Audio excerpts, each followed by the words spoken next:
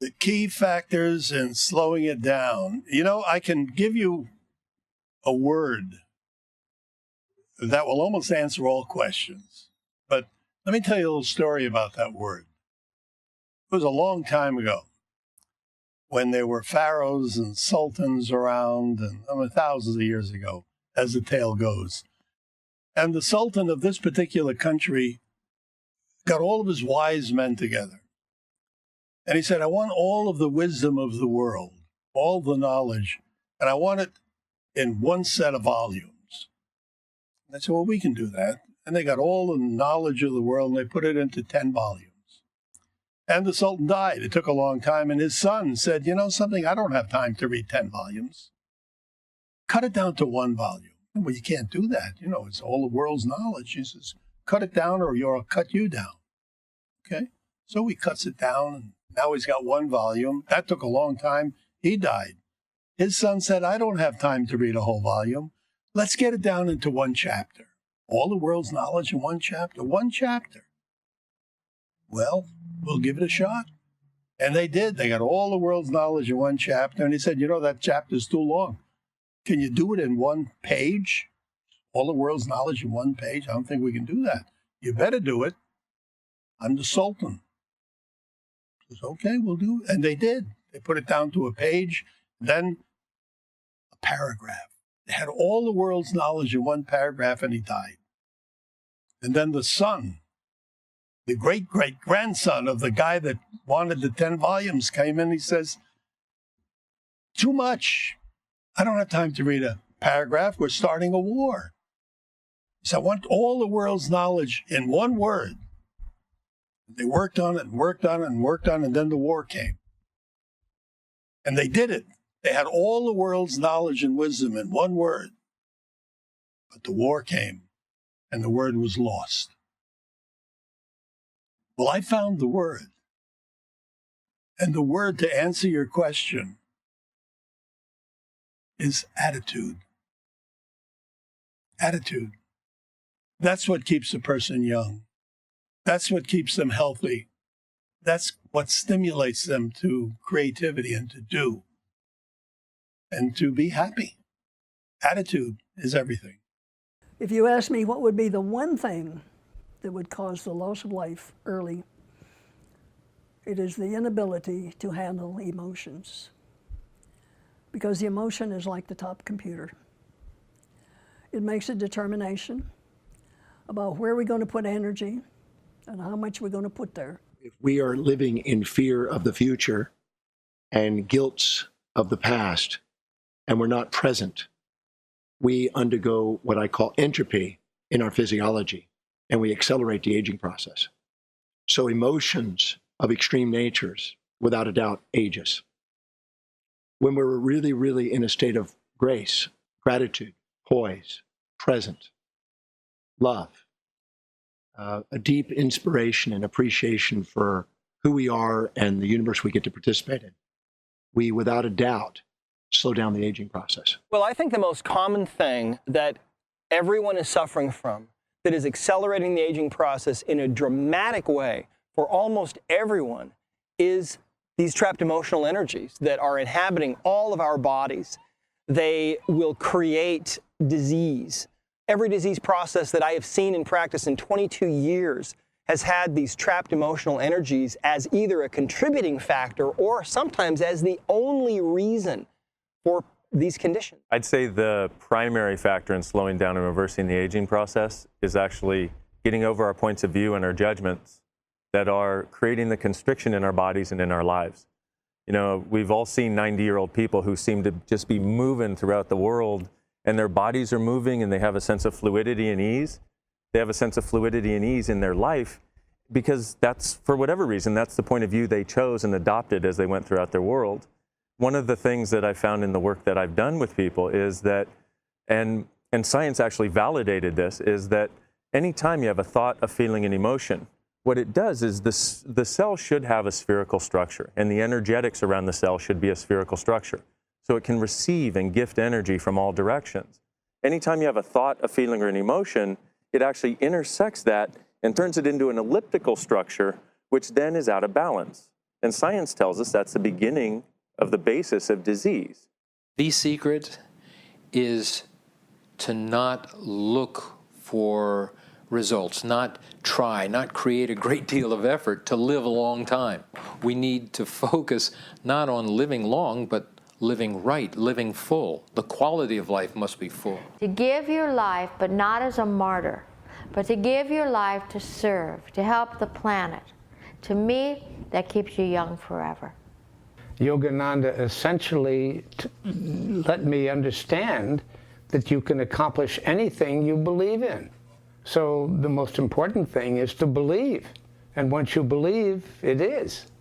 So if you look at then human beings who are living by the same emotion every single day, they're exposing themselves to the same environmental condition because thoughts are the language of the brain and feelings are the language of the body.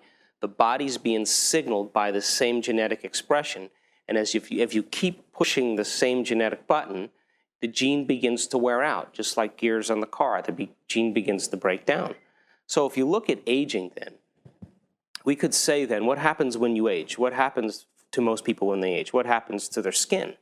It wrinkles, it sags. That's protein. What happens to their hair? It thins. What happens to their muscles? They atrophy. What happens to their joints? They get stiff. These are all expressions of protein. So the expression of protein is literally the expression of life. And so as the body begins to be exposed to the same emotion and it pushes the same genetic button, the body begins to make a cheaper protein. And because of that, the body begins to break down. So 90%, according to the psychological model, of most people, emotions are negative.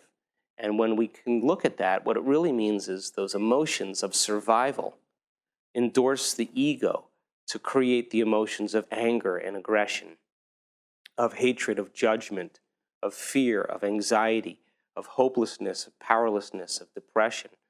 Those emotions that most people call normal, those are the direct result of those stress response hormones. And so as the person lives by those limited emotions over and over again, and it keeps pushing the genetic button, it begins to break the body down. That's when aging begins to become accelerated. The question of age is then really not built into the genetics. It's built into our mind and our perception and our beliefs, because it is through the chemistry of our mind and brain and what we believe that ultimately selects the genes and can modify the gene expression.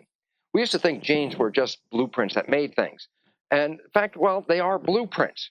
What we never put into the equation is there's a contractor. The mind is a contractor that reads blueprints, and the mind can modify the blueprints. I can, by how I respond to the world around me, change every one of my genetic blueprints to create 30,000 variations of protein products from the same gene, meaning the gene is not the limitation. It's the contractor. Whatever the mind envisions, it will coordinate the genetic activity to create what the mind envisions. If the mind envisions disease as part of my life, I will manifest a disease if I believe that. If I believe I'm going to age and go through a degeneration process, then my mind will assure that process by releasing the chemistry that will manipulate the genes to manifest my vision. So basically, aging is really not part of the genes. Aging is a vision of the contractor, the mind, who builds the body using the genes. Our genetics are set, but they're being governed and regulated by our perceptions of the world and our beliefs about the environment that we live in. So even though we may have genetic tendencies to certain states of longevity or shorter life, we do have epigenetic and psychological components that can, in a sense, override that or at least influence that. If that cycle of thinking and feeling and feeling and thinking has taken place because the person has been branded emotionally from some experience in their life, some trauma or some event, and they think about that experience all day long, the very thought of that experience turns on the same chemistry in the brain and the body as if the event was happening. And so the person thinking about or remembering problems or past experiences over time, really the body thinks it's in the same environmental conditions 50 to 100 times in one day. And that redundancy, that cycle then, causes the body to begin to break down. The surest way to health and vitality and youthfulness is to release from the brain the chemistry that is associated with thoughts of happiness and harmony and love. These thoughts actually translate into chemistry that support our vitality and support our health. And therefore, we must learn to disconnect from the stresses of the world, because those stresses are the primary cause of our disease states and our early aging. So it basically comes back to our own personal empowerment to decide what we want to perceive and what we want to think about in our world, because that's our personal choice.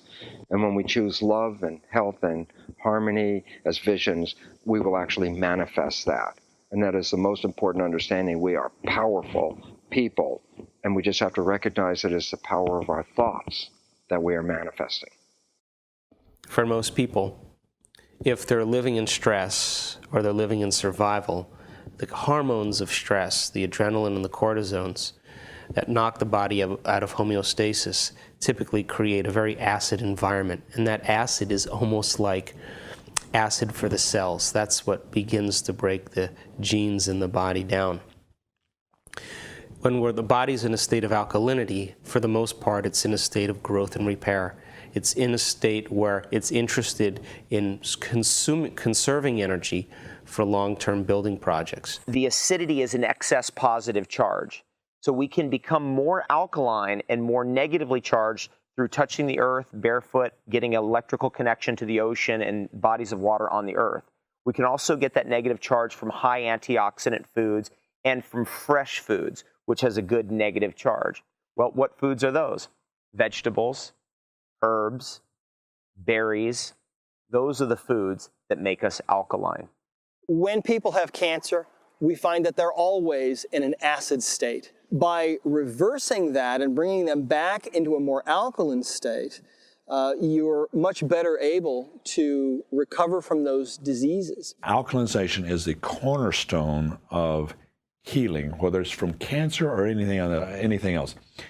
You have to have the enzymes working in the blood and the body, and you have to have oxygen being carried through the blood. If you have just a slight shift in the pH toward acid, away from alkaline, then the ability of the blood to carry oxygen dramatically decreases. Now, we can control the alkaline and acid levels many ways. We can control it with taking the proper minerals and proper vitamins. We can control it by eating more alkaline-based ash foods like fruits and vegetables and whole grains. We can mediate it and control it by keeping the body in chemical, physical, and emotional balance. Exercise is another way. Yoga, meditation, aerobic exercise, all of those things keep that alkaline acid balance in order. With the caveat of understanding that if a person is living in highly stressful conditions, they can be eating the most alkaline foods, and the acidity from those hormones are still going to override their healthy diet. It's the absolute truth. And the first basis of nutrition is water. Water before food. Why do I say water before food? Because we are a majority of water, and majority rules, right? Our bodies are about 65%, more or less 5% water. And so we've given all this focus to food. Important, very important. But what about water? What about the majority of what we're made of? Well, I believe that the majority of people are chronically dehydrated. When you're chronically dehydrated, what happens is your blood doesn't flow as well, your lymph doesn't work as well. You start to end up with back pain and other types of symptoms in the body. So from my point of view, nutrition plays a role, absolutely, and yet it shouldn't be considered the end-all, be-all answer. There's a lot more to us than our digestive tract, than our assimilation, than our physiology specifically. From my point of view, our psychology in the space of being that we're willing to be influences our physiology. Actually, they go back and forth, but that actually influences our physiology even more than the other way around. So rather than just approaching this idea that we can have eternal youth from a nutritional perspective, what if we gave it the place it deserves, which is as a part of it? And if your body needs something, by all means, please take it, use it, but realize that there are also these other ways of changing things that may, number one, eliminate the need for specific forms of supplementation and nutrition. I know I'm probably stepping on toes here. And at the same time, open up to the possibilities energetically that we have available. If we could live our lives a lot more like we did when we were little kids, when every day was too long and too short all at the same time, a lot more like we do when we're out in nature, where we wake up and it's like, oh, it's a great day to be alive. That, from my point of view, would eliminate the necessity for a lot of things we're trying and believing we need to do now to try to undo the ravages that we're placing on our body. If you have a headache, a lot of people run down and get a headache pain pill, thinking they heal something. You didn't heal anything. That pain's going to be back because you didn't get to cause. 98% of all headaches is caused by dehydration of the fluids in the brain, the hydronium fluids. Those fluids are supposed to drain out your body and right out the front door and be replaced every 24 hours. The only way that it does that is if you drink water, not liquid. Other liquids mixed with other things go down into the small intestine, absorbed by the lacteals, goes into the bloodstream and can hydrate and do other things. The brain has a blood-brain barrier. It will not allow any fluids into the brain other than water. And it lifts it from the stomach within 20 seconds of drinking water. Through capillary precipitation, it lifts and hydrates the frontal lobes first. Then through osmotic precipitation, it'll move through the brain. As the new water's coming in, the old water's running out. You don't drink enough water, which is about 2 liters a day, the weight of the brain. If you're not doing that every day, over time and distance, the brain dehydrates and the capillaries have to constrict to hold on to the fluid, otherwise you could die. That hurts, and we call it a headache. All you have to do, 9 out of 10 times, if you have migraine headaches, other headaches, drink 1 liter of water and wait about 12 to 16 minutes. Headache's gone. You got to the cause. So the signal of pain goes away. Most critical element of nutrition, and most of the times it's not even given a passing word, much less placed as the headliner. Water is the headliner of nutrition. Everything else is secondary. We have to eat an anti-inflammatory diet, which basically consists of fresh fruits and vegetables. Look for lots of colors in your food. When there are colors present, it means there are antioxidants and phytonutrients. And antioxidants and phytonutrients are anti-inflammatory. I say fresh, live, whole, and organic is the best way to go. I believe that raw food must be a part of everybody's diet at some percentage. Not like my diet, which is a totally raw food diet. Raw food is very simple. It's clean. You know exactly what you're getting, and therefore it leaves very few residual byproducts. And in the equation of aging, that's one aspect we want to be careful about. We do not want to toxify ourselves with carcinogens like pesticides. We do not want to toxify ourselves with carcinogens like nitrosamines and substances that are found in barbecued meat products. We don't want to toxify ourselves with renins and thick milk byproducts that we can't completely digest that coat our intestines, because later that could cause a problem. There's always a certain amount of anything that you can get away with. Not one wave shapes the beach, but many waves shape the beach. So if you can consistently eat raw, clean, pure, organic food, it's going to work to your benefit and your longevity. And I think in general, live food makes you feel alive. And so that's why I like the raw diet, because even though you do prepare some food in your dehydrator, most of it is just live. It's just live and colorful. When you take a plant into your body, you are taking the highest concentrations of spectral frequencies of light, which is what nutrition means. Well, I think water is really important. And you know, there's all kinds of different waters, because water is just energy. And so I believe in alkaline water is the best water we can have, but water in itself is so precious. And I was just thinking the other day, in fact, how I could just turn on my faucet. I've got an alkaline system under my sink, and I have this pure water. I don't have to buy plastic bottles or anything. And there are all kinds of ways you can do this now. There's a little carry-on kind of thing that you can do and put into your water that cleans your water. But just water in general, people don't respect it. I've talked to these people who frequently live to be over 100 years old, who drink this healthy water. And it's more than just the water, but they do 5 things. I call them the 5 Fs. These people that live over 100 routinely, the 5 Fs in their life, first of all, is faith. They're all in relationship with God, so this is an important part of their longevity. Family. They're all in relationship with family. Family is a very important part of their life. They're in their family, they're participating in their family's participating in their lives. So family is very intimate. So faith, family, function. They're all functioning. They're still functioning. They still have a reason to live. In America, we work for retirement, and then we retire, and then we die because we no longer have a function. So I talked with this sweet little lady in Vilcabamba, Ecuador. She was 105, and until 2 years before, she was the local midwife. So up past 100, she was still delivering babies in her community. She had functionality. She was useful in her society. So faith, family, function, and then food, eating fresh food, right, freshly picked, organic, full of life, not picked green and shipped and refrigerated, and with all these things, no chemicals, no pesticides. So a healthy food source is really critical. And then fluid.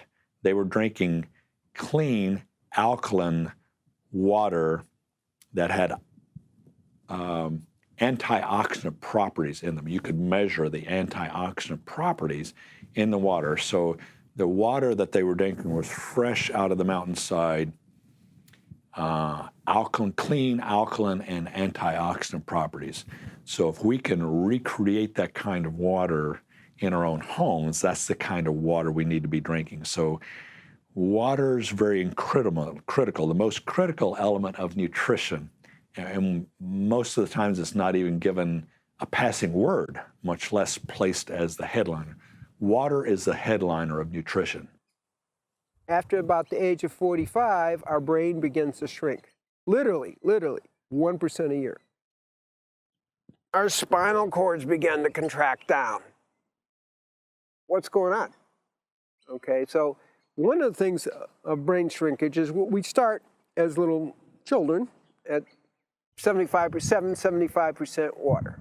Okay, and then if we dehydrate, okay, we may get down as low as 50%. I mean, we really contract. Well, your disc in your spine are 3/4 water. If you're out of water, you literally lose, how about age 60, you lose 2 inches off your height. That's impressive. I'm at 69 and I am slightly taller or even to when I was 20. That has a lot has to do with hydration, okay? And the brain shrinkage, same thing, is your brain actually gets prune brain. It shrinks. That's not so good either. But if you hydrate, your brain maintains its expansion, and that's a key. And it has to be good quality water, which the best is spring water, and then the second best is kind of prepared water that I talk about with either distilled or and activating the distilled water or RO. Got to be good water. It has to be clean of pesticides, herbicides, fluoride, chloride, radiation, all those kind of things. But good water and well hydrated is very important to the whole thing. Now, the thing is, people ask me, what about the quantity of food that I eat? And this is very interesting because we know with animal experimentations that the only thing that increases the maximum lifespan of an animal is caloric restriction. If we give them about 60% of what they would eat normally, ad lib diet, they actually live longer. The aging process is slowed down. We don't have that data in humans, but we do know certainly that having excess body fat on you is pro-inflammatory, will accelerate the aging process and increase our risk of age-related disease. We don't know if caloric restriction works with humans, and there's no way to do good studies that won't take 100 years. But there are other things that we can do. There are certain nutritional supplements like resveratrol and some others that seem to activate the same protective genes that caloric restriction does. So I tell my patients, eat good food, make sure that you are basically nutrient dense, and yet keep your calories down. And that's probably the best strategy. You can begin to understand that nature is complex so that we don't have to be. You can be as dumb as a sack of hammers. And if you're smart enough to eat an apple, you get the full benefit of the nutritional components of that apple. You don't have to know the 9,000 chemical names that they have studied of the phytolytic components of an apple. You don't have to know any of them. If it's a red apple, it has lycopene. That's Latin for it's red. Well, this has carotenoids.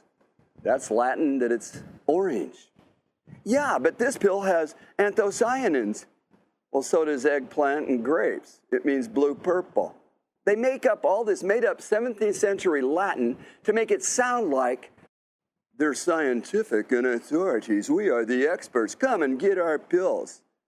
We've got to wake up, people. We've got to just turn around and get back to being ourselves as young children and learn to play and to smile and to dance and to jump and to run and eat an apple and an orange or any other food that they're attacking you and telling you that those foods are dangerous and deadly. Here, take our pill instead. I kind of went off on pharmaceuticals, but that's the way I feel. People have got to stop it. They've got to walk away from the war on disease, lay down all the weapons of war, and come over here and learn how to embrace principles of health the way long-lived cultures that were disease-free lived. They didn't have 561,000 patented pharmaceutical drugs. They didn't even have one. They didn't even have miracle supplements in plastic bottles, in plastic capsules and coated with aluminum fluoride. They didn't have any of that. They had air that moves, meaning it's alive and electrical. They had water that moved, that they drank from. They had sunshine and they were not afraid of it. The sun has been the life of every living thing on this planet for thousands of years, but we're convinced through empirical evidence gained by laboratory studies that have been peer-reviewed that on July 16th, 1967, the sun came up and changed its mind. It decided it wanted to kill people, especially Australians. That's what the studies show. And yet the truth and the reality behind it, which is also published in their journals, and that's what protects them in courts of law, is that the sun is the #1 healing ingredient to the brain and central nervous system, to the liver, to the skin, to the circulatory system, to the functional capacities of the liver, the pancreas, the spleen, the thyroid, the sun. The problem is it's hard to make money on the sun. That chocolate is the #1 antioxidant in the world of any single food. Chocolate is the best natural source of any food of magnesium, iron, chromium, phosphorus, zinc, copper, and manganese. All the minerals that are removed from our body by stress, chocolate contains. Chocolate contains the love chemicals that were identified in a famous study in 1982 called PEA, the phenethylamines that are in chocolate make us feel like we're falling in love. And then there's the bliss chemical, anandamide. Having said all that, the real shocker was when I came across research indicating that chocolate is the #1 longevity food of all time. If you do the research and you start looking at the people who are 104, 109, 110, 115, 120, or even 122 years old, like Jeanne Calment, the French woman who lived to be 122 years old, you will find that chocolate is the most prominent food in their diets. Air and water. I'm not joking. We only get about 10% of our energy from food, and the rest comes from light and air and water. So we kind of look at the big picture. But the real message, which is very, very important message, is the less you eat, the longer you live. It's very straightforward, and they've been doing research on this since 1930. Professor Clive McKay at Cornell Medical School did this thing with, I think it was rats, and he fed them half as much and lived twice as long. And that basic experiment is repeated again and again and again. Now, it gets better. It's always nice to get better with this, okay? People began seeing that at any age, okay, if you go and eat less, you actually live longer. First of all, meat is, most of the meat is shot up, factory farming, the meat is shot up with steroids and antibiotics. Even the people who say that we raise our grass-fed cows and this is good, I mean, a cow is going to be killed. It has the fear of that. It senses the fear. And I think we ingest that, just like we ingest it when food is cooked with love. It's the same thing that we ingest when food has fear put into it. And I think the main thing is that meat, we're not meant to digest meat. It sits in our body for like 4 days or something before it even leaves our system. And that's where cell damage starts to happen. The main thing about meat, chicken, all different kinds of fish, is that we're exposing ourselves to variables in our toxic world that we don't know about. For example, the mercury content of fish is something that we're unsure of every time we sit down to a meal. The amount of PCBs that are in the chicken is something we don't know exactly how much we're exposing ourselves to. The amount of pesticide residue like DDT that's in red meat may be high, may be low with every meal that we have. So we always want to be very, very careful about how much meat that we eat, and we may even want to become a vegetarian to avoid those unknown variables. That's the reason why I don't eat meat, I don't eat chicken, I don't eat fish, because it's too many variables, and I also have a strong heart for animals. Everybody's not like that, of course, and there are many meat eaters who've lived to be over 100. But in our toxic world today, we have to be more careful and more discerning. We always want to select organic foods, free-range animals, and we want to be very focused in as well on quality versus quantity. Being a vegetarian helps. Alcohol absence of helps. But at the same time, I read about a man in the newspaper who's 115 years old. Every night he had a shot of whiskey and 1 cigarette. He wasn't a vegetarian. So I only know for myself. I've been a veg 45 years. I haven't had alcohol or drugs for 45 years. And I'm going to be 69. And I feel great. So does food have a lot to do with it? For me, a whole lot. I can only speak for myself. I don't need anything that runs away from me or swims away from me or flies away from me, because it would just make me feel sad. But that's not true with everybody. But if what you eat can't come out of you in elimination in 18 hours, then it turns to poison. Whole foods, plants, exercise supports that whole thing of life and youthfulness. Bodybuilders in California who have gone vegetarian and have become some of the most massive bodybuilders there are, because every plant food has all 200,000 identifiable proteins. Every one of them do, just in different concentrations of different kinds. We break out 200,000 identifiable proteins.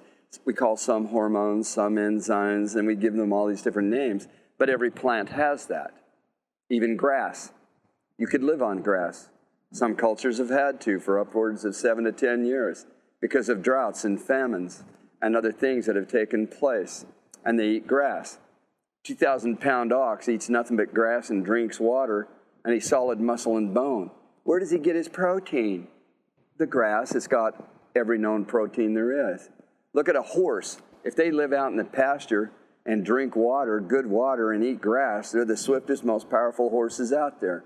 Elephants do the same thing, biggest animal on the face of the earth. Gorillas, 800-pound gorilla, most strongest animal they've ever seen, and all it eats is fruit. So here we are. We're talking about youthfulness. We're talking about longevity. We're talking about functional capacities. When you have a plant-based diet and you support that with exercise, which vents the body, you are preventing old age. You are preventing loss of capacity. Food's secondary, water's primary. So food, what do you want that to look like? What we're just sharing, you want it to be as fresh as possible. If you can have a little garden, I don't care if you live in the city. If you've got a flat roof, grow it on the roof. If you've got a backyard, grow it in the backyard. So fresh vegetables and fruit are the cornerstone of healthy, solid nutrition. And without pesticides, without chemicals. So they'll be full of life, full of antioxidants, full of nutrition, healthy nutrition. And that's what that looks. Vegetables, fruit, move away from acid-creating elements as much as possible. So the less meat we can have in our diet, probably the better off we are. If you're going to do some meat, cold water fish are healthy, except that they're, for the mercury and toxicities that we put into the water, they're pretty healthy. Still, our bodies are fairly tolerant of some small levels of some of those chemicals. If you're going to eat meat, organic, again, the fresher, the better. Pesticide-free, but that's what healthy food looks like. Vegetables, fruits, and small portions of meat. The fresher, the better. Organic if you can afford it. If not, there are other ways to clean it up, from using hydrogen peroxide to acid water. And there are ways to clean contaminants off of food if you can't get organic. And it's better done that way anyway, because a lot of even organic food these days is contaminated. We're getting, I think, over half of our organic food now from China. And if you've been to China, it's hard to find anything really pure there.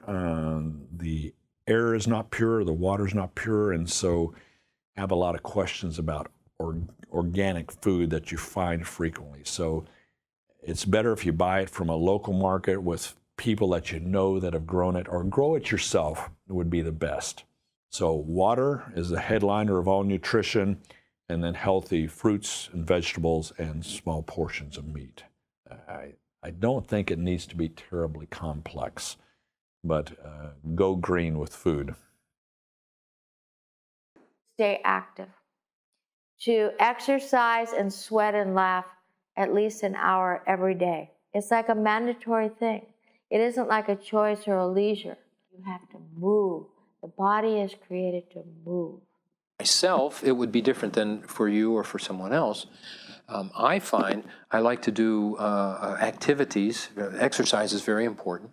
And I'll do some varied activities like Tai Chi. I might go to the gym, swim, rollerblade, those sorts of things. I think you should do something you like and do it, not as a chore, but just have fun doing it. Dancing could be another thing. Playing hockey, anything, any activity like that. But you have to balance activity with rest. And of course, getting a good night's sleep is important. But here's a healing principle. If you want to increase your energy, you must have rest, and that will then give us activity. Rest is the basis for activity. My great suggestion to people is, please get your body moving. Our bodies were meant to move. That's what they do. If you were to do nothing other than walk around the block 3 to 4 times every single day, that would be a bare minimum, but it would actually get the energy moving in your body continuously and consistently. Life is movement. It's movement. The less you do, the less you can do. The more you do, the more you can do. It isn't just about the food you eat. It isn't just about the yoga that you do, because it can all be self-serving. I've met people who are such fanatics about what they eat and their yoga, but all they're doing it for is themselves. This vehicle is to be kept in good shape like a car so that you can drive it and you can get to your destination. That's the only reason. If you're doing it just so that you won't get any wrinkles or so you'll just always look good, and that's not it. That's what comes from it, but that's not it. It's like if you had a shiny car, but the inside engine didn't work, you wouldn't get anywhere. I know I've said I don't exercise. And I said I eat pretty much what I want. So what is it? What's the magic? What's the key? Well, I said that in the very beginning. Attitude. Everything is attitude. Now, every organism in nature is designed for short-term stress. And when we live in stress, we live in survival. So if a gazelle is grazing in the Serengeti and it's being chased by a lion, the moment the predator-prey relationship begins, there is a reaction that turns on what's called the sympathetic nervous system. And when the sympathetic nervous system's turned on, we mobilize enormous amounts of energy for some threat. Now, if the gazelle outruns the lion, 15 minutes later, it goes back to grazing. Short-term stress, body returns back to homeostasis, energy is then consumed, the organism rests and repairs for growth and balance. But with human beings, it seems that we can turn on the stress response just by thought alone. And we can begin to anticipate some future event. We can begin to expect something to happen or think about and begin to plan for some worst-case scenario. So the privilege of being a human being is that we can make thought more real than anything else. Then as we begin to attend to some future scenario, we can turn on the stress response just by thought alone. Now, the body is the unconscious mind. It does not know the difference between some experience in the environment and some emotion that you create from an experience based on a memory by thought alone. To the body, it's exactly the same. So as we begin to think about our problems, as we begin to plan for the worst case scenario, as we begin to forecast and get prepared for bad news or something that may happen, the body, as the unconscious mind, is beginning to respond as if the event is actually happening. The key element more than anything else is that if we keep mobilizing enormous amounts of energy for some threat, real or imagined, to protect us from something in our external environment, we have very little energy in our internal environment. So cancer cells get together and now they decide to start a family, and there's no homeland security to protect the immune system is actually weakened because the body's actually mobilizing all of its energy for something in the external world. And what happens is there's no energy for long-term building projects. There's no energy for growth and repair because the body's living in a constant state of emergency. That means that we can turn on the stress response just by thought. That means that our thoughts are actually making us sick. So the real question is, if our thoughts can make us sick, is it possible that our thoughts can make us well? Recognize that growth and protection are mutually exclusive behaviors. You can't do both at the same time. Growth is open, taking things in. Protection is closed, pushing things away. They can't both occur at the same time. The relevance about that is nature designed the stress response only to be used at moments of intense need, like running away from that saber-toothed tiger, that no body can survive in a stressed environment because stress is diverting the energy for protection. So in the history of human evolution, stress was only supposed to be used at the most dire moments for self-preservation. And then you look at the world that we live in today, and we live 24/7, 365 in stress. It's completely antagonistic to the evolution of health and harmony in the body, and we are paying the cost for it. The more stress people are under, the higher the medical bills are in that country, and basically because illness and stress are directly linked to one another. Well, unquestionably, meditation can play a major and significant role in longevity, because when you're in meditation, if you're not using meditation as escapism, but you're using it as it was wisely intended, to allow your mind to dissolve the brain noise and to become really present, where you now dissolve the fabric of space-time in your mind, and you're now one with the universe, you might say. In that state, meditation, in that state, you don't age. People who meditate typically live longer. People that meditate typically see life in a way that is fulfilling to them. I always say it's wiser to meditate than it ever is to medicate. And to meditate, you're dissolving the fabric of space-time in your mind. And to medicate, you're adding space and time in your mind. You're aging. Every medication has side effects. And meditation, there is no side to have effects. Meditation does play a big role in slowing down aging because our bodies, since they are conceived and constructed by our consciousness state, when our mind settles down to its least excited state in meditation, naturally the body begins to follow into a deep state of restfulness. And in that deep state of restfulness, the body is able to throw off accumulated stress. Stress is caused by overloads of experience that we've had throughout a lifetime, that are distorted memories locked up in the cells of the body that are irrelevant to our body's functioning. And so then, as we release the stress on a daily basis, we're unlocking the body's potential to be frictionless. A little bit like taking the handbrake or emergency brake off on your car. If you've been driving around with the brake on, it's going to make the car age remarkably fast, and it'll burn a huge amount of fuel. And if you can take that brake off, then the car's performance characteristics are liberated. So like that, as you practice meditation, your body's natural youthfulness is liberated to be able to continue to perform frictionlessly for you. Meditation, yes, it's basically good. Any form of stopping and quieting yourself and paying attention to higher things is meditation. It doesn't have to be a technique. When you're meditating, you're taking your mind away from the normal 4,000 or 5,000 thoughts. I'm not making that figure up. I don't know who figures these things out, but scientifically, you're supposed to have thousands of thoughts. And you realize you're always flitting from one to another. When you're meditating, your meditation basically is a jumping off place, but it's totally a concentration of attention on one thing. That's why mantras are used in meditation. When you're thinking of the word Om or whatever, could be Om, that's the universal mantra, could be anything. Could be a piece of pie. You could say a piece of pie. As long as you're concentrating on one thing, you're not concentrating on all the minutiae. And so if you meditate, let's say even 5 minutes a day, and if you're in a stressful situation, then you want to meditate maybe 3 or 4 times a day. But just to get your mind relieved of the tension.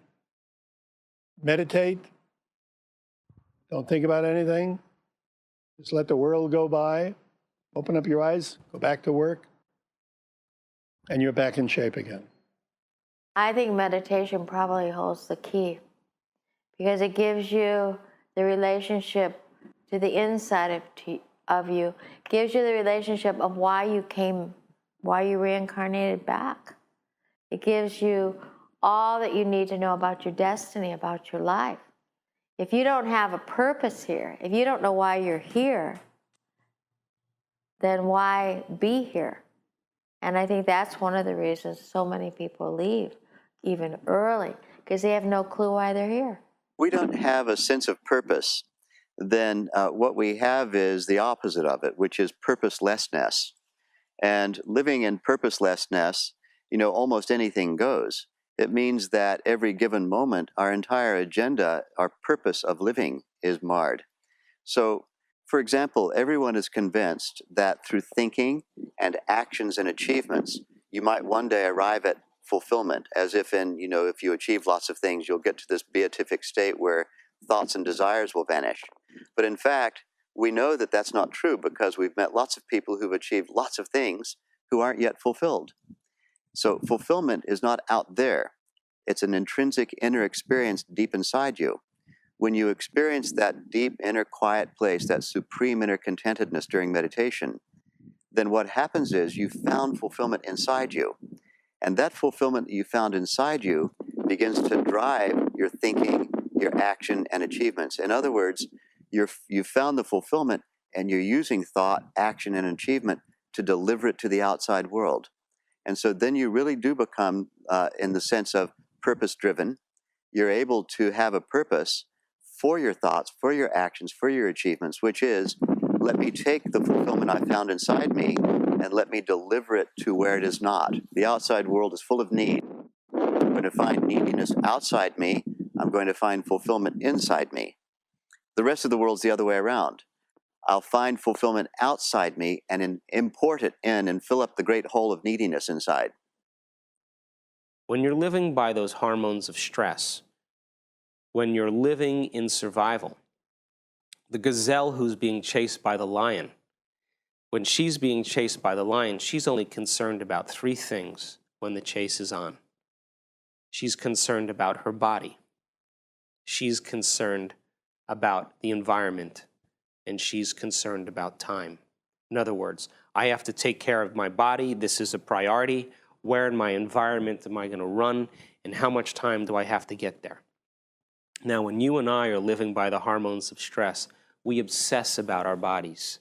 We obsess about our hairstyles or our body parts. We obsess about the things we own or we don't own. We obsess about money. We obsess about time. Because it's the very hormones of stress that are causing us to become materialists. It's causing us to over-focus on the external world. So the brainwave patterns that we're in when we're under stress are in high beta. That's when the neocortex is over-analyzing. That's when your thinking brain is, it's like it's running on the freeway in first gear in your car.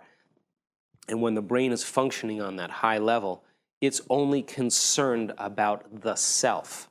So we become very selfish. We become very self-indulgent, very self-important, very self-centered, self-aggrandizing, full of self-pity. It's all about the self. And the ego is endorsed to be so selfish that all it wants to do is take care of itself, and it believes that the outer world is more real than the inner world. So what do you do with those emotions? What do you do with them? They either destroy you or they uplift you. And if you can live in what we call the neutral mind, the meditative mind, then you can choose, am I going to let that anger take me in and destroy me and probably give me cancer? Or I'm going to go back to neutral mind with a forgiving heart. Or when the love comes in, shall I receive it, embrace it, live for it? It's a choice, but if you don't first start owning your mind, then you'll just be like a roller coaster. On the emotions, you'll live in a soap opera. In meditation, you come to that point where the frontal lobe silences the rest of the brain and your thinking slows down. You move from that high racing analytical beta state into the level of alpha or theta where brainwave activities slow down. And when that happens, when you move into alpha, the inner world is more real than the outer world. And the thoughts that you're thinking are literally the experience. You don't know the difference between either one. Your dream is as real as the outer world. When that happens and you move into that elegant state, you're nobody. You're no thing. You're no time. You have abandoned the ego. And when you get to that point where you're nobody, no thing, no time, you've lost track in time and space, that's the moment that true healing takes place. That's the moment when manifestations occur. That's the moment you enter the quantum field. You can't enter the field as a somebody. You have to enter as pure consciousness. You have to enter as a nobody. And when we can lay down the ego and the identity to get to that point where we are depersonalized from the environment, no longer identifying with ourself as a body with certain emotions and certain feelings, and we've detached from even the concept of linear time. The moment we can enter that state where we're pure consciousness, and you get to that point where you're nothing, there's a very amazing change that takes place in brainwave patterns. All of a sudden, the brain gets very synchronous, gets very orderly. The brain waves become very coherent. And the moment you have that type of coherence or orderliness or synchronicity, all of a sudden different compartments of the brain that were once compartmentalized and no longer communicating with each other, all of a sudden begin to shake hands again. They begin to communicate with each other, and the brain starts to go into a more orderly pattern, which then creates a more orderly signal down the central nervous system, which then creates an orderly message to the immune system. to the digestive system, to the cardiovascular system. And that type of coherence we talk about begins to create those elevated emotions of love, of joy, of enthusiasm, of inspiration, of awe. That's what I call the natural state of being. There is an elephant in the living room in Western medicine, and that is trapped emotions. You see, Western medicine is using drugs and using surgery to get people out of pain and to try to help people to get well and treat diseases. But these diseases and these mental disorders such as depression and anxiety and phobias and self-sabotage in so many ways, these things are really just the symptoms that are being caused by the emotional baggage that we are all carrying around and dragging around all of our lives. It's time for all of us to identify these emotions and get rid of these so that we can achieve a higher level of vibration, so that our diseases can fall away, and so that we can really manifest into this world the pure, perfect creation that we all have inside of us. Whenever you have emotions, you store those emotions in memories, and you store those emotions in imaginations. Imagination is of the future, memory is of the past. Whenever you have emotions stored in memories and imaginations, you're adding time to the mind. Instead of having a timeless mind and ageless body, you have a timeful mind and ageful body. So when you neutralize the emotions and bring balance to perceptions and aren't infatuated or resentful to things or attracted or repelled from things, and you have just gratitude for the way things are and love for the way things are, you take out time in the mind and you take out the aging process. You literally have a present mind and a timeless state of consciousness. The physiology normalizes itself in an autonomic balance and doesn't age. A timeless mind does lead to an ageless body. Being present to me means living your life perpetually in the ever-present now, the continuum of present moment awareness is all that's actually relevant. Our intellect is a terrible forecaster. You know, nobody 1 year ago was able to predict and forecast exactly what's happening today. A year ago, you might have thought you knew what you're going to be doing today, but you didn't. And that shows us, and should show us, that our intellect, as a speculator of what's going to happen, is actually a very lousy forecaster. And yet we rely on it all the time. If we had a stockbroker or a weather forecaster who had as bad a record as our intellect has in forecasting things, we'd fire that person. And yet we rely on our intellect all the time to try to forecast what's happening.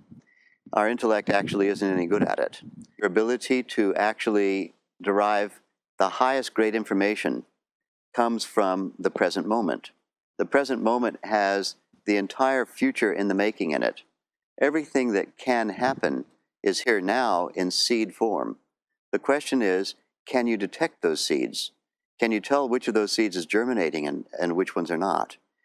If you have the present, then you have the entire future right here in the present. When people are living inspired lives, they don't age. They're not aware of time. They can work all day long and not even notice time.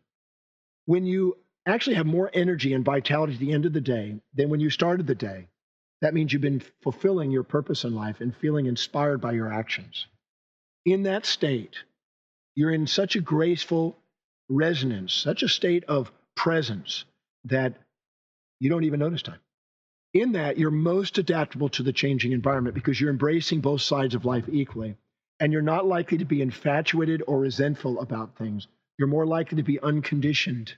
And when we're in that state, we're inspired, we're grateful, because we don't need to change ourselves relative to the things we're infatuated with, and we don't need to change other things relative to us that we resent. We're in a state of changelessness. And in that moment, we have the immortal mind and we have the essence of the soul guiding our lives, which is basically the love and gratitude essence, which keeps us present. In that state, we don't age. Imagine if you woke up tomorrow and had absolutely no judgment of you or anyone or anything else in any way. And imagine just for that day, no matter how hard it tried, judgment couldn't get into your universe, couldn't overtake you, couldn't make you heavy, couldn't make you unhappy. How would you feel at the end of that day? You'd actually have space, and you'd have a sense of creative possibility, the likes of which the world has seldom seen. Now imagine extending that over a week. absolutely no judgment. Now a month, now a year. Can you just imagine if that were something you were willing to choose? If you're willing to choose that, it would be one of the greatest secrets to not only prolonging your life, but actually enjoying living. You like something, enjoy it. Now, the first thing you're going to think when you hear me say that, you know, well, what kind of a thing is that? Of course, if I like it, I'm going to enjoy it. No, not so. You may feel guilty about it. You may have limitations in your life. You may have sins that you feel that you've committed in your life that keep you from enjoying the things. That's key number one. What if you don't like it? If you don't like it, avoid it. Well, what if you don't like it and you can't avoid it? Okay, if you can't avoid it and you don't like it, change it. Change it, okay? Now, what if you don't like it and you can't avoid it and you can't change it? Accept it. Accept it. If you accept it, you'll be happy. If you don't accept it, you'll be unhappy. The secret of happiness is also the secret of unhappiness. There's always a polarity. When you see one, on the opposite side is the other. Yes, I have one major one. Happiness. Joy in life. Desire to get up in the morning because you got something you want to do, not something you got to do. Something that your mind says, oh, this is going to be such fun. I don't care what it is. I don't care whether it is tilling the garden, whether it's making clothes, whether it's building something, but it has to be a passion. You understand? It has to be a passion. Something that when you do it, you forget the time. And that I can say, as long as you have that passion, and many oldsters lose it. They get up to live, not live to love and enjoy. And when we have absolutely crystal clear vision and our mind is vital, we are inspired, we don't notice time, we don't age, and we feel like we're capable of doing incredible things, and we do. And we're designed to live that way. We're designed to live extraordinary lives, inspired lives, lives in the present, where we have gratitude and love for our existence and ourselves. I've asked people around the world, by the millions, if you had only 24 hours to live, what would you do with your life? And when we have 24 hours, we get to highest priority. And we say, thank you, I love you, to people who've contributed to our life. So that's the essence of our existence. Thank you, I love you. Pleasure is everything. Touch, intimacy, play, dance, craft, art, anything that gives us pleasure. Music. Listen to the music you like. Don't sit there and listen to music that someone else likes. That's painful. And so embrace pleasure as the very foundation of your life, and you will not age and lose function. As you age, you'll gain wisdom and keep the function and just be alive and vital. You'll have your second childhood starting at age 70.